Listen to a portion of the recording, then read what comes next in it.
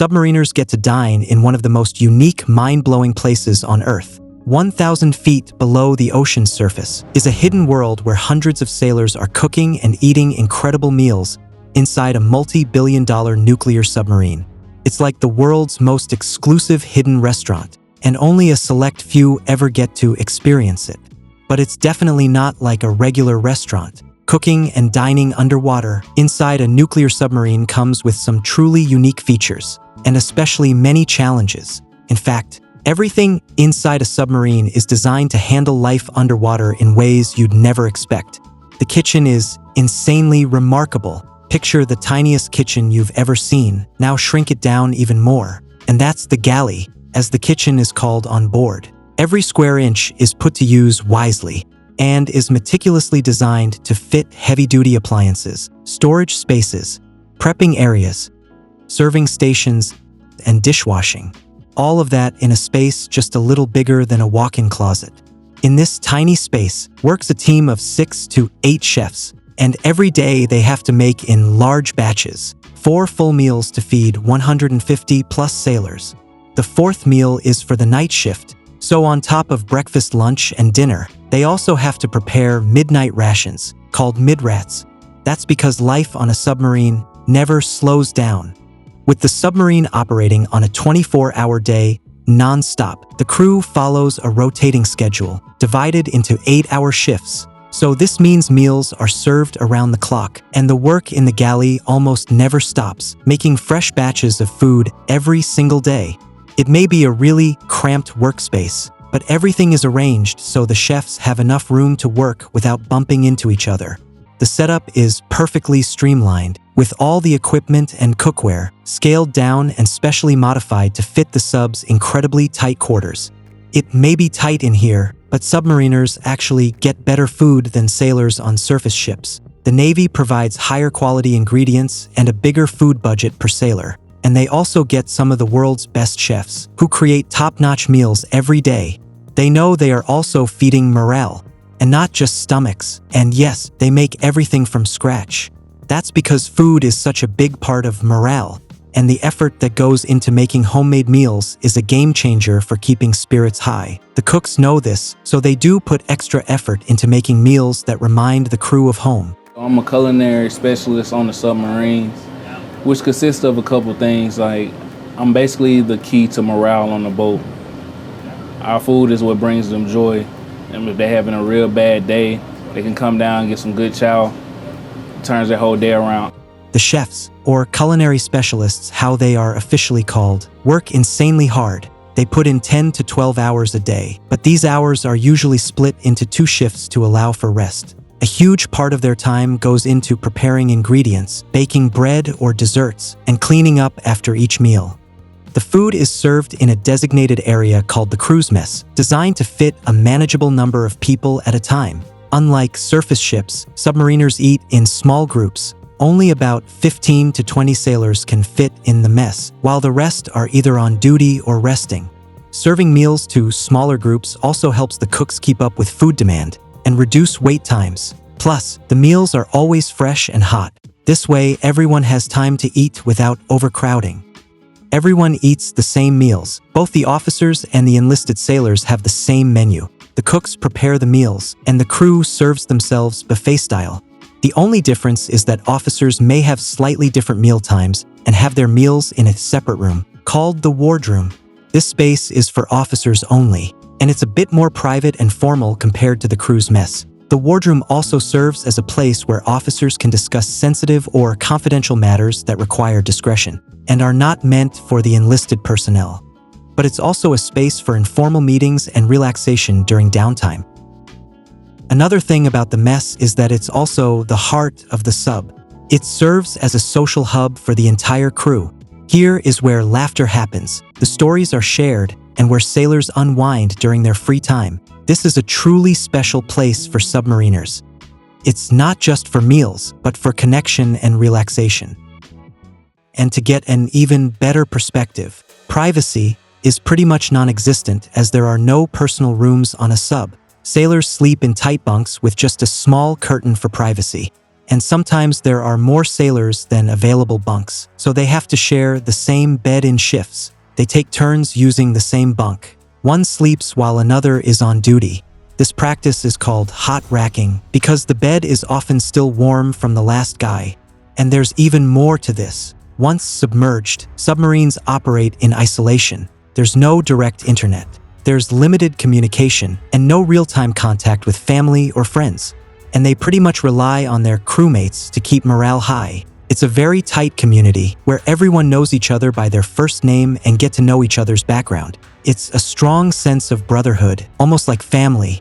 This makes you realize that it really takes a special kind of person to do this job, and also that sailors need to be mentally tough. That's why the mess is so special for them and becomes the heart of the sub. It brings the entire crew together, even if it's just for a quick meal.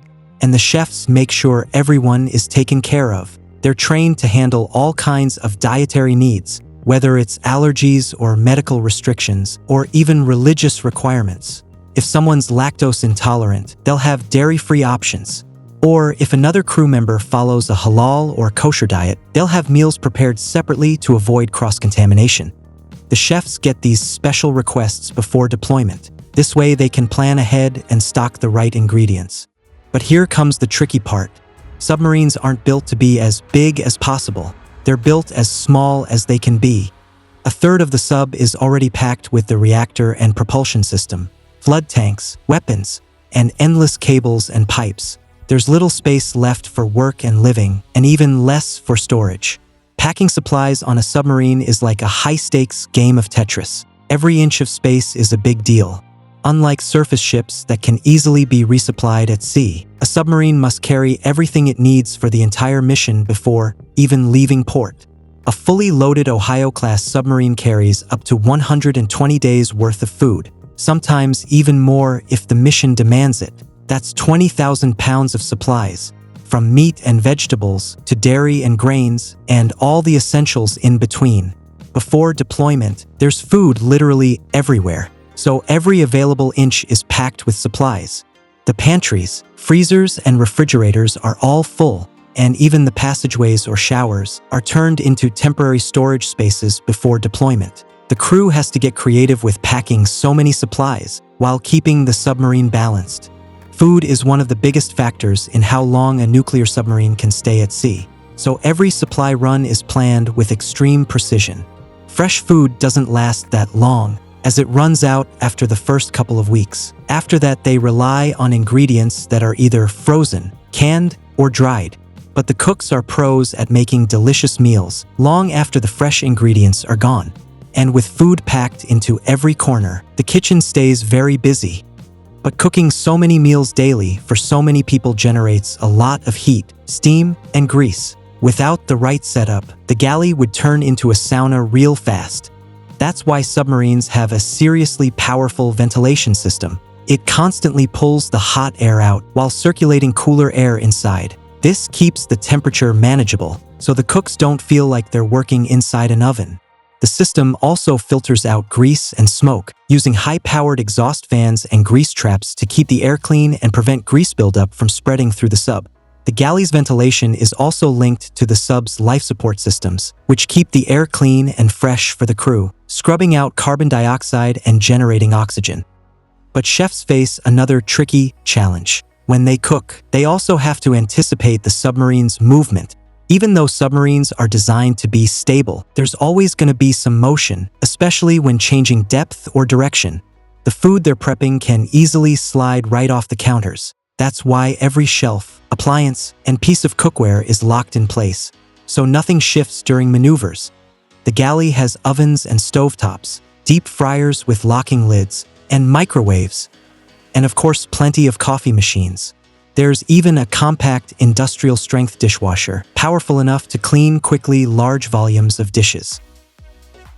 My name is Commander Craig Liddy. I'm the commanding officer of PCU South Dakota, and this is my 26th year in the Navy, and we're currently underway on board PCU South Dakota. Our culinary specialists in the submarine force are incredible sailors. They are, I think people underestimate their importance on board the ship because they truly do directly relate to the morale and welfare of the crew. Not only do we need to provide healthy meals for the crew, but we also need to provide food that everybody enjoys eating. So we can be underway for a very long period of time, and just the service that we get, and those guys are always happy and smiling and ready to greet you with a smile even when you're having a bad day, and then serve you a hot, delicious meal on top of that. It's very underestimated. I would tell you we have one of the best restaurants in the world right here. And chefs aren't trained just to cook. They're also trained to handle emergencies. Fire is one of the worst emergencies a submarine crew can face. That's why all submarines, whether nuclear or diesel-electric, rely entirely on electric appliances. Everything runs on electricity. Using open flames or gas-powered appliances in an enclosed space like a sub could be catastrophic. But fire is just one of the many dangers a submarine crew is trained to handle. And here's where it gets serious. If something goes wrong, whether it's a fire, a flooding, or a reactor issue, the crew has to fix it. And most importantly, they have to do it on their own. That's because even in emergencies, surfacing for help is a last resort. It risks exposing their position and could compromise the entire mission. They operate in secrecy and remain deep underwater for months at a time. They are far from help, with no immediate backup. And once they dive, they're pretty much on their own, alone in the deep, with no fresh air, no daylight, no quick supply runs, just 150 sailors locked inside a steel tube, equipped to handle anything that comes their way. This is just one of the reasons there are so many sailors on board a nuclear submarine. They must have backup personnel for every critical job. If one of them gets sick or injured, another can step in. And also, the crew has to be large enough to prevent exhaustion, so no one is overworked to the point of making dangerous mistakes. Most definitely everybody on the submarine has more than one job. That's what I like about it, the camaraderie about it, because basically everybody has a job of learning each other's job. Everybody's able to take care of one of another. That's the whole meaning about having your fish. But these submarines carry much more than just a big crew and their food. Nuclear submarines are massive, especially compared to their diesel-electric counterparts. They have far more space on board and are nearly twice the length of the largest diesel submarine ever built, the Chinese Qing-class sub at 92.6 meters. For comparison, nuclear subs like Ohio and Bori classes are 170 meters long, while the Typhoon-class subs reaches 175 meters. Their massive size isn't just for crew and storage. A huge part of an Ohio-class sub is built around its weapons. It has 24 vertical missile tubes, each capable of launching ballistic missiles armed with nuclear warheads. These subs are designed to be an undetectable launch platform, making them one of the most lethal weapons on the planet. This means the bigger and more powerful the sub, the more people it takes to run it. And with all that firepower, plus the nuclear reactor, it's not just about numbers. It's about having a highly trained crew to keep everything running smoothly. This includes specialists for both the reactor and the ballistic missiles. Just to name a few: nuclear engineers, electricians, reactor operators, and missile technicians. Every role matters. Everyone has a job to keep this underwater city alive. By comparison, diesel-electric submarines, being smaller and simpler, need far fewer specialists to keep them running. They don't have to stay hidden for months, run a nuclear reactor, or carry enough firepower to change the course of a war. That's the reason why an Ohio-class nuclear submarine needs at least 150 highly skilled sailors on board. Because it's not just a war machine, it's a fully self-sustaining underwater city. A diesel sub gets by with just a fraction of that. And at the heart of it all is the nuclear power. It's what makes these massive crews, advanced kitchens, and long missions possible. Without it, none of this would exist. Power is never a problem on a nuclear submarine. The reactor is powerful enough to generate all the electricity and propulsion the sub needs for decades without ever refueling, or having to surface for air. They can make all the water and air they need while submerged. The reactor supplies electricity to every part of the vessel. The chefs don't have to worry about rationing electricity consumption on a nuclear sub. They can keep the ovens running, the freezers cold, and the coffee brewing nonstop, all thanks to the incredible nuclear reactor sitting just a few compartments away, providing unlimited power. That's why these subs can run everything: the radar and sonar, climate control, galley appliances, without worrying about fuel consumption. But not every submarine has this luxury. On diesel-electric subs, power is a resource that has to be managed even in the kitchen. A diesel sub is constantly racing against its own battery life. A diesel sub works more like a hybrid vehicle. It relies on an engine that needs refueling and oxygen to function. It only acts as a generator that charges the battery banks, which in turn power electric motors that drive the propeller in order to put or to keep the submarine in motion. But those batteries won't last forever. Eventually, they'll run out of juice, forcing the submarine to surface or snorkel for air, so they can start up the diesel engine again, and they have to repeat this every few days. This whole process makes the submarine vulnerable to detection. Enemy radar can spot it, sonar can hear it, and the loud diesel engine itself is like a beacon, practically announcing its location to anyone listening. So diesel-electric submarines can't stay hidden underwater for too long. The record for the longest fully submerged transit of a diesel-electric submarine without snorkeling is just 18 days, and it was established in 2013 by a Type 212 submarine of the German Navy while heading to a naval exercise in US waters. But here's the thing: having nuclear propulsion means a nuclear submarine doesn't need to surface for air. It can virtually run underwater for decades, and it has enough power to travel anywhere in the world. A US Navy Ohio-class nuclear submarine has a cruise speed of about 37 kilometers per hour, and with a single load of supplies, it can make the round trip from New York to Liverpool 7 times, or go around the world twice without having to surface once. While cruising at this speed, a conventional or diesel-electric sub can operate underwater for only several tens of kilometers. That's because speed is everything when it comes to battery life. To stay hidden, they need to stay submerged, and to stay submerged, they have to slow down to stretch their battery life.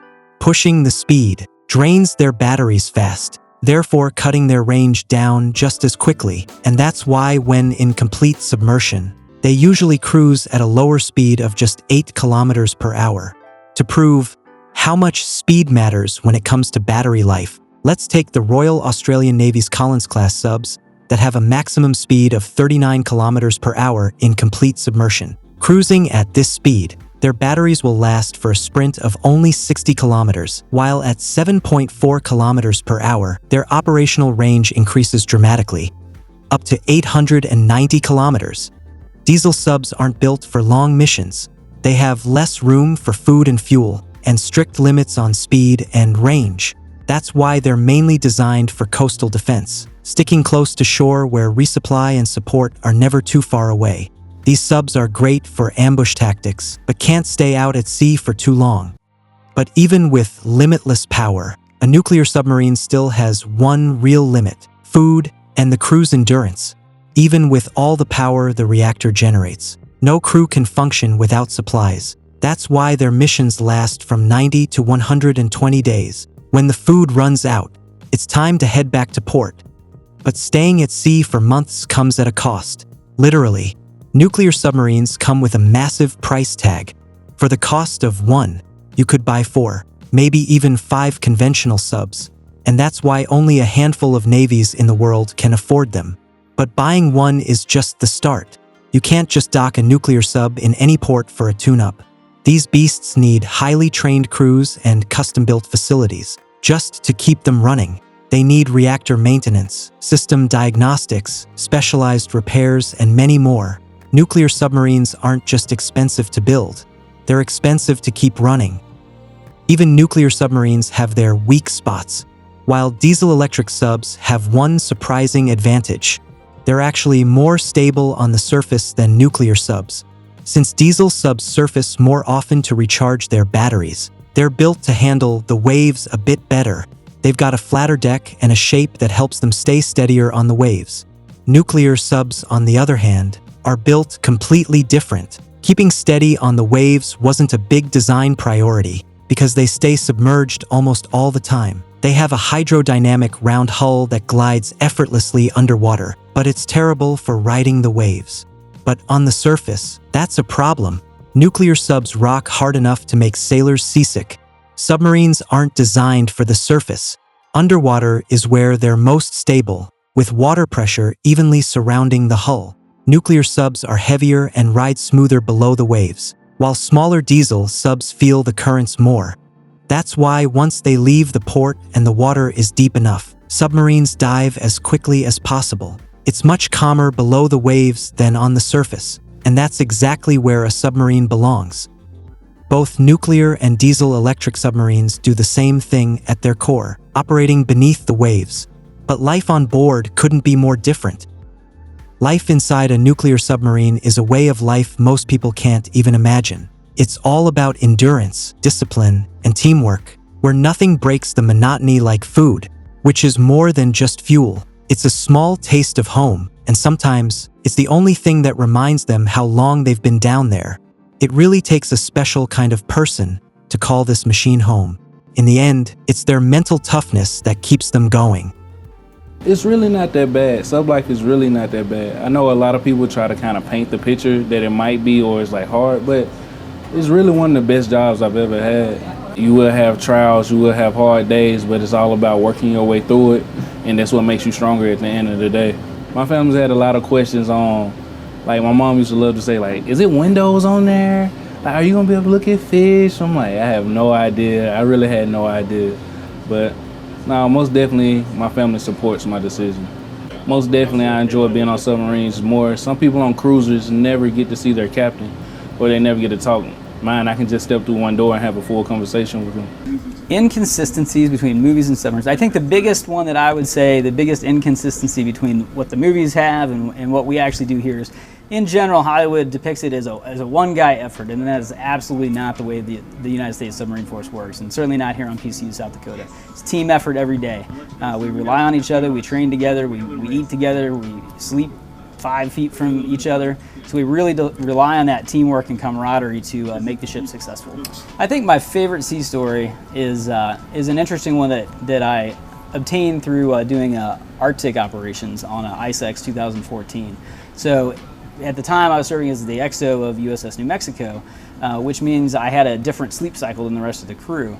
So about 2 o'clock in the morning, I was one of very few individuals that was actually awake, and I had the opportunity to go topside and be on the Arctic ice pack by myself, which was an incredible experience, and still a story that I tell my family all the time, because you can't estimate the silence that's up there and the beauty that's up there, and even though it's 2 o'clock in the morning, it's still bright daylight. So that was a really awesome experience. Oh, that's true.